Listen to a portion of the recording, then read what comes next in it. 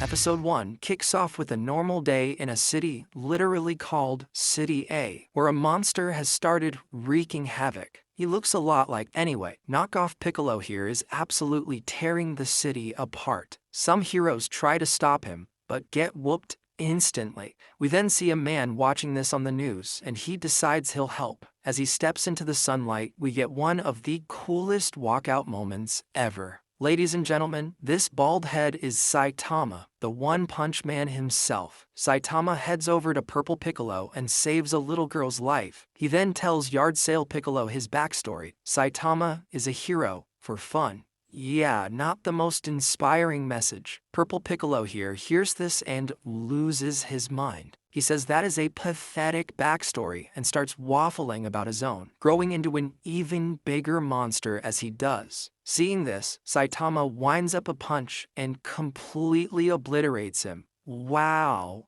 As the dust settles, Saitama realizes he's defeated yet another enemy in one hit, and he screams in frustration. You might think that's weird, but you'll understand soon enough. You see, just 3 years ago, Saitama was your average guy. A fresh college grad, he was getting interviews everywhere and getting rejected everywhere too. One day, after getting rejected from an interview, he runs into a crab monster. This guy ate too many crabs, so he turned into one. That's the kind of rules this world operates on. Anyway, Saitama wasn't scared of Crab Guy, so he spared Saitama's life, saying he was looking for a big-chinned kid anyway. On his way home, Saitama runs into the big-chinned kid and realizes the brat's life is in danger, so Saitama risks his life to save the kid. Saitama then stands up to the crab monster, saying he wanted to be a hero when he was a kid. The crab monster laughs and whoops Saitama around, until Saitama uses his tie to give the crab a brutal end.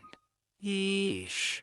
3 years later, Saitama has done it. He trained so hard his hair fell off, and he's become an unbeatable hero just like he wanted to. And yet, something is missing. Anyway, Saitama is doing his groceries when a monstrosity straight out of Attack on Titan starts destroying the entire city. Turns out, some mad scientist came up with Titan formula and gave it to his younger brother. Together, they plan to take over the entire world. The older brother starts planning the takeover, standing on his brother's right shoulder, while the younger is just happy with how strong he's become. That's when they realize they have a problem. Saitama is standing on the left shoulder. The scientist asks his brother to destroy Saitama, only for the bozo to pick the wrong shoulder and crush his brother instead. Yikes. Titan Bro immediately goes into grieving and decides to take his anger out on Saitama. He slams the golden baldy through a building before jumping on him and punching him so many times it makes a crater. Good God. Afterwards, the younger bro says he's the strongest, but so what? And that's when Saitama jumps out of the crater. He agrees with the Titan before destroying it with just one punch. Wow. As it goes down, Saitama tells us the most depressing truth. Having insane, overwhelming strength is actually pretty boring. Damn. On his way home, Saitama thinks about his journey. Sure, he has all the power he ever wanted, but he doesn't feel emotions anymore. Anger, happiness, relief, he's out of touch with them all. Even though he can take monsters out with a single punch, it doesn't feel like crime is going down anytime soon. Still, as long as he gets a kick out of it, Saitama is okay with being a hero. The next day, Saitama wakes up to an unpleasant surprise, a hand grabbing him through the wall and plunging him into the streets. That's where he meets his next adversaries. They're called the Subterraneans, a bunch of ugly underground creatures, and they're here to take over the surface. They then say no one has ever survived their punches, and Saitama says they have that in common. Badass. The fight begins, and I mean, just look at this. Incredible animation, incredible choreography, as Saitama whoops the Subterraneans in the coolest way possible. They're putting up a fight though. This is the first time in years Saitama has been challenged, and he's loving every second of it. After taking out all the Subterraneans, Saitama stands breathless in the rain. This is the feeling he's been chasing for so long. And when the Subterranean King shows up, Saitama is ready to throw hands, only for the alarm to wake him up. Yeah, the whole thing was a dream. Saitama just goes outside to fight the real subterraneans, only to see they're total wimps. Saitama just sighs and accepts it. He's become too strong. But as we'll see, there's still plenty for the strong to learn. The next episode starts with Saitama watering his cactus, while the news is giving him some bad news. Apparently, there's a huge outbreak of mosquitoes, and they're headed straight for City Z, aka where Saitama lives. Speaking of mosquitoes, one of them starts annoying Saitama, and we see how even a superpowered freak has issues getting rid of a single mosquito. Meanwhile, we see a very good-looking cyborg staring at the swarm of mosquitoes, and he means business. Elsewhere, some guy is robbing a store when he suddenly gets swarmed by mosquitoes. They suck every last drop of blood out of the guy, leaving him drier than my DMs. We then see who's controlling the mosquitoes, a weird mosquito lady that is making me question my beliefs.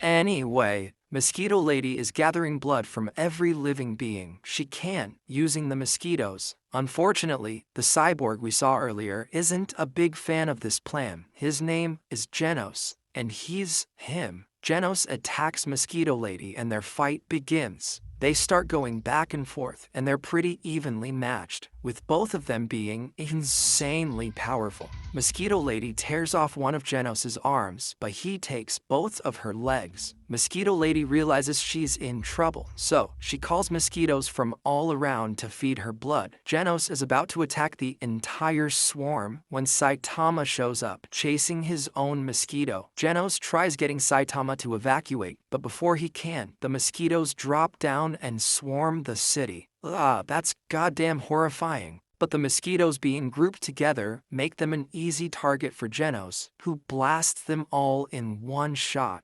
Cool. Genos then realizes Saitama was unharmed by the blast. He just lost his clothes. But Genos doesn't have time to think about that, because Mosquito Lady is still alive. Not only that, but she's leveled up. She's way stronger than him now. Mosquito Lady begins attacking Genos, juggling him in the air with ease. Genos realizes he's messed up and has no way to win, so he chooses to self-destruct, hoping to take out Mosquito Lady with him. But before he does, Saitama slaps Mosquito Lady, making her explode in one hit. Saitama just smiles, because, yeah, mosquitoes suck. Genos is shocked and knows what he has to do. He asks Saitama to be his master. Saitama agrees, before realizing his mistake. The next day, Genos shows up at Saitama's apartment and shares his backstory. He's a 19-year-old who's mostly machine. He used to be a normal kid living a peaceful life, until a rogue cyborg destroyed his town and killed his family. He was then taken in by Dr. Kusano, the scientist that turned him into a cyborg. Ever since then, he's been chasing down that rogue cyborg.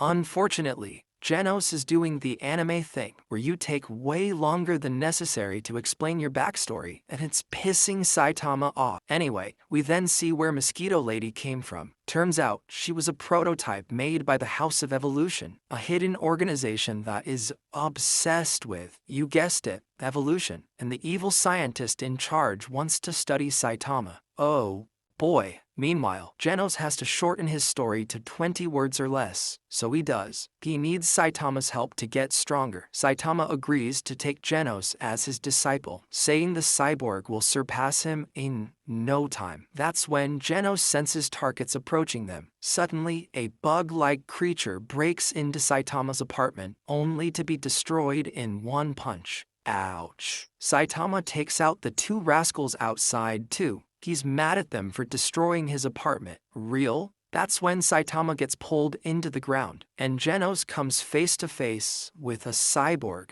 Genos faces the cyborg while Saitama is up against a lion monster and the mole that dragged him underground. They're all from the House of Evolution. Saitama has to take on the lion monster first, so he just gets out of the ground. Saitama cleans the dirt from his suit, and then the fight begins. Lion Guy launches his best attacks and combos at Saitama, but he just dodges them like they're all in slow motion. Saitama then unleashes his own combo, consecutive normal punches. He absolutely blasts Lion Guy to bits. He didn't even try. The mole then tries to escape, but Saitama takes it down too. Meanwhile, Genos has beaten the cyborg, which was really an armored gorilla. Saitama shows up and the gorilla folds under the pressure. He'll tell them anything, as long as they don't kill him. Looks like the House of Evolution isn't that powerful after all. So with the armored gorilla telling Genos and Saitama all about the House of Evolution. It all started with a brilliant scientist named Genos. Though Genos was a genius, his ideas were never supported by anyone in the scientific community. Why? Because he wanted to evolve the human species, so he decided to do it himself. Genos spent his entire life working on it and finally made his breakthrough when he was 70. Damn. First, Genos restored his youth, and then he cloned himself. Unfortunately, we don't know the rest because the story is taking too long and Saitama runs out of patience. So, Genos tells the gorilla to sum it up in 20 words or less. Looks like Cyborg Bro is a fast learner. So, the gorilla tells them that Genos wants to study Saitama's body. Pause.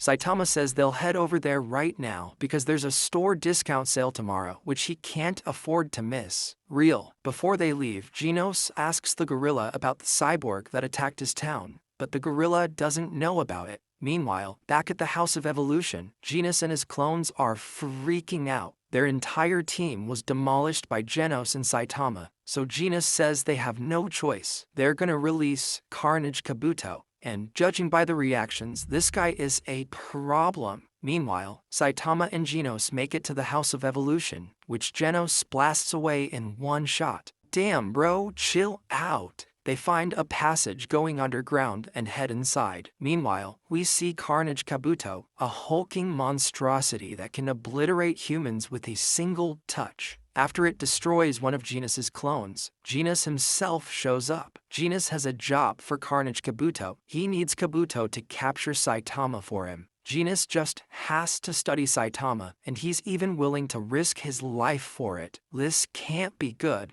Meanwhile, Saitama and Genos are making their way through the corridor. When Kabuto comes running at him with Genos in his hand, he blasts Genos into the wall before inviting Saitama into a room nearby for a fight. Saitama agrees and they head there, but before they can start fighting, Genos shows up and starts blasting Kabuto. Unfortunately, his attacks do nothing to the monster. All Genos gets out of it is an ass-whooping and a perm. Adding insult to injury. Damn. Saitama saves Genos before getting up to fight. He's fired up now. While that's happening, an injured Genos makes his way to the battle room, thinking about all the struggles he's been through and how they'll all be worth it if he can study Saitama. He shows up just in time for the fight to begin. Saitama tells Kabuto not to disappoint him, so Kabuto speeds up and shows up behind Saitama for an attack. Just before he swings, Kabuto jumps back. Why? Because every instinct in his body told him he was going to die. He's terrified of Saitama and asks how the hell he got this strong. Genos asks the same question, so Saitama tells Genos to listen up too. Saitama reveals the truth. He got there through training, and with epic music playing in the background, Saitama reveals his training regimen: 100 push-ups, 100 sit-ups, 100 squats, and a 10-kilometer run every day for 3 years. Really? Saitama says he did this without an AC in the summer or a heater in the winter, and he started becoming unbelievably strong. Unfortunately, Genos and the other two think this is bullshit. Genos asks Saitama to stop messing around. He needs the truth on how to get strong, not some basic strength training program. But Saitama is adamant that's genuinely all he did, and I believe him. Carnage Kabuto doesn't though, and he's mad as hell. He starts powering up and turns into a monster straight out of Neon Genesis. Now video Carnage mode. Kabuto says he's gonna be like this for a whole week and won't stop rampaging until next Saturday. He then starts whooping Saitama and his face says it all. He's made a mistake. As Kabuto throws him around the room, Saitama thinks about his mistake. Kabuto says he'll be on a rampage for a whole week, till next Saturday, which means today is Saturday. And Saitama realizes that means the sale he was talking about earlier is today, and he obliterates Kabuto in one punch. Genos and Genos are dumbfounded. He's really worried about a damn sale. That's when Genos tells Saitama the store closes at 10 p.m. They can still make it. So, Saitama punches a hole in the wall and they run off. Seeing this, Genos decides he's done with evolution. After all, he's already seen the peak of humanity. And here I thought Saitama was in trouble. Episode 4 kicks off with a bald man named Hammerhead and his bald followers, the Paradisers, holding a protest. They're sick and tired of the capitalist rat race they're stuck in and want true freedom. Unfortunately, nobody gives a damn about them. So, Hammerhead decides to go and destroy the building of some rich asshat named Zenitsu. That'll send a message. Hammerhead and his goons use their battlesuits to do just that, only to realize they destroyed the wrong building. Still, with a positive mindset, they head on to Zenitsu's real building. How about all the damage you just caused, jackasses? Meanwhile, there's a cyclist helping a kid get his balloon out of a tree. He does that before smiling and cycling away. This, ladies and gentlemen, is the best character in the show. You just don't know it yet. Anyway, Saitama is watching the report about the Paradisers on TV and doesn't give a rat's ass until the reporter tells everyone to stay away from all bald men. Saitama instantly suits up. He needs to protect his reputation. Speaking of the Paradisers, they're wreaking havoc across town when the cyclist from earlier shows up. His name is Moomin Rider, and he's the cyclist for justice. Unfortunately, he has no superpowers and gets instantly smacked. Yes, this is the best guy, just wait and see.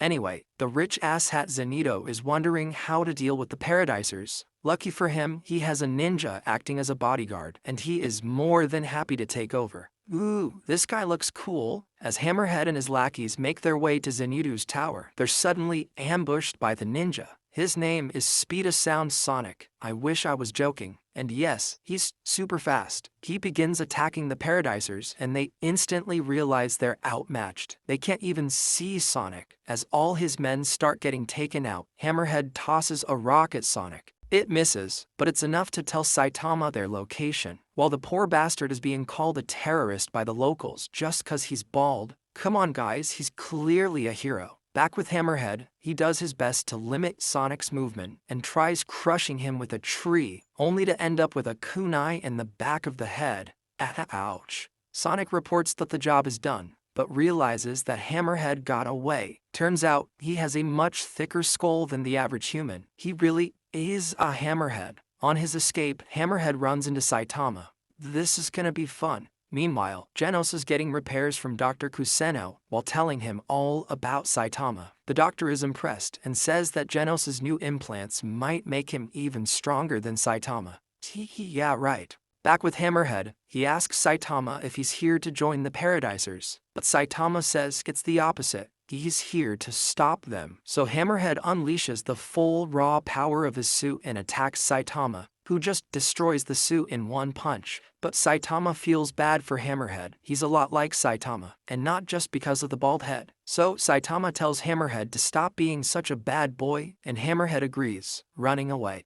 Whew, that guy should be dead twice by now. That's when Sonic shows up and attacks Saitama twice, with Saitama calmly stopping both attacks. Sonic accuses Saitama of being a Paradiser, and Saitama says he's a hero, but Sonic doesn't care. Saitama stopped his attacks, and Sonic's gonna kill him for it. Sonic starts zooming all around Saitama, taunting him for not being able to keep up with his speed. Unfortunately for Sonic, Saitama can keep up with his speed. Not only that, but Saitama accidentally hits Sonic in the family jewels.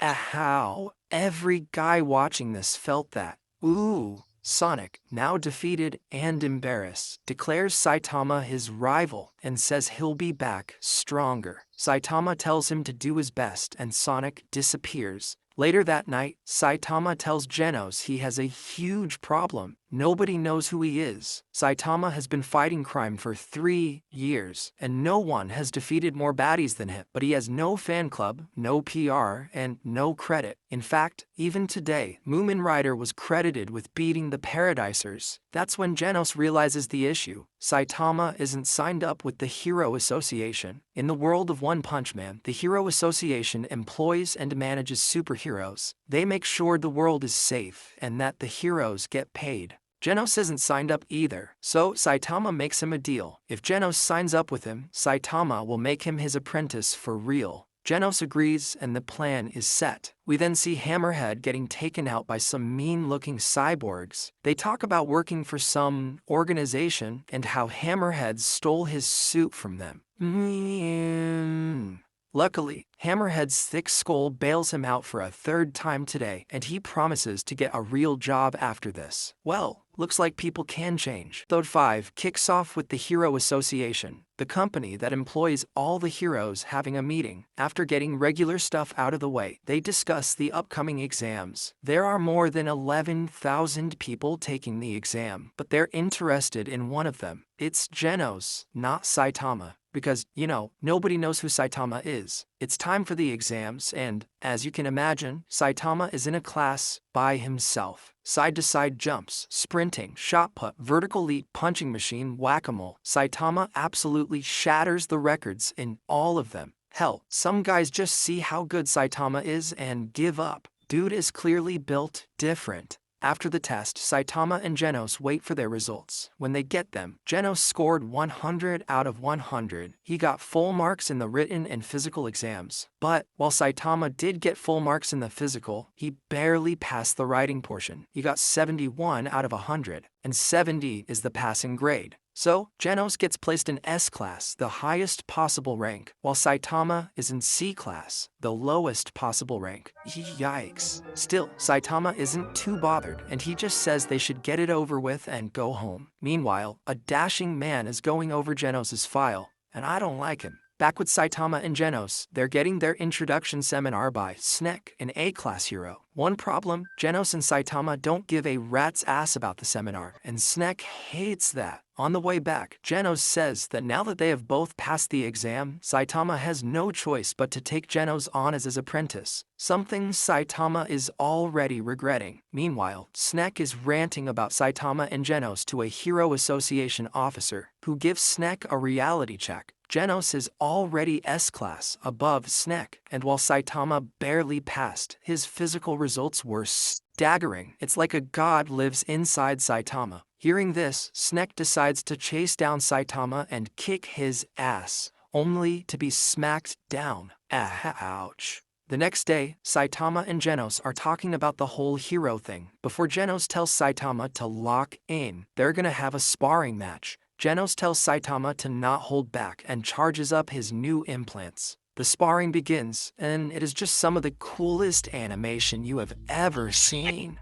Genos goes all out, doing anything and everything he can to land a hit on Saitama, but no matter what the handsome cyborg does, Saitama either dodges it or blocks it. Genos is starting to get frustrated and goes all out, only for Saitama to show up behind him, joking around. This makes Genos mad, and he asks Saitama to take the fight seriously. So, Saitama does, and disappears. He then shows up behind Genos and throws a punch with death written all over it. Saitama then stops the punch an inch from Genos' face before saying they should go get food. As Genos looks behind him, he sees an empty ravine where a whole mountain used to be. Genos wants to get stronger, but it's here that he admits he's never even getting close to Saitama, not in a million years. It's not all doom and gloom though, because Genos does beat Saitama at something, an udon eating competition. After they're done, the good-looking fella that was checking Genos' file shows up. Turns out, he's AniBoss-Explain, the #1 ranked A-Class hero, and he's here to talk to Genos. So, Genos steps outside for a word with him. He comes back pretty fast too. I wonder what happened. Well, as they're walking home, we see what happened.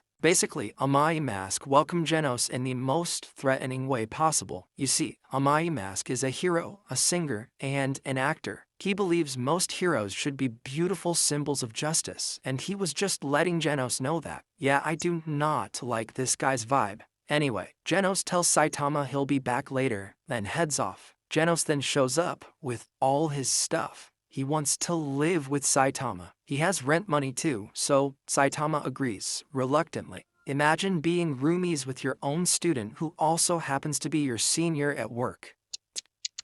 The next episode starts with Saitama and Genos sitting at home. Saitama is just reading manga, while Genos is trying to piece together where Saitama got all his power from, cause it ain't no damn push-ups, that's for sure. Saitama feels bad about this. He literally has nothing to teach Genos. That's when Genos gives Saitama some bad news. C-class heroes who are active for a week get fired, and Saitama's been on his ass for 5 days. Saitama immediately gets dressed and heads out. Genos wants to join him, but Saitama refuses. If an S-class hero is with him, Saitama will get 0 credit. Still, Genos wants to be Saitama's disciple, but Saitama just tells Genos to aim for the top 10 of S-class as his next goal. It's bullshit, but Genos buys it. Saitama spends the entire day looking for bad guys and finds nothing, so he decides he'll worry about it tomorrow. The next day, Saitama is bitching for someone to fight, but he's coming up empty-handed until Sonic shows up. Unfortunately, Saitama isn't interested in their grudge match and just walks away. That's when the C-class hero Tank Top Tiger shows up. Apparently, Saitama looking for crime has bothered some citizens, and Tank Top Tiger is here to kick his ass, even though Saitama is a hero too. Unfortunately for the buff guy, Sonic takes him out with some exploding shurikens. Sonic then starts attacking the town, forcing Saitama to fight him. It's only after Sonic destroys a bunch of stuff that Saitama realizes Sonic is a bad guy he can take down. So he does, and gets another week on the job. Whew. Meanwhile, we see the Hero Association HQ, where they're discussing a ghost town in City Z. That's when Tatsumaki shows up. She's an Esper, aka someone with psychic abilities, and she's S-class rank 2. Literally the second best on the planet. The only reason she's here is to show us who she is. Strong, stubborn, and very rude.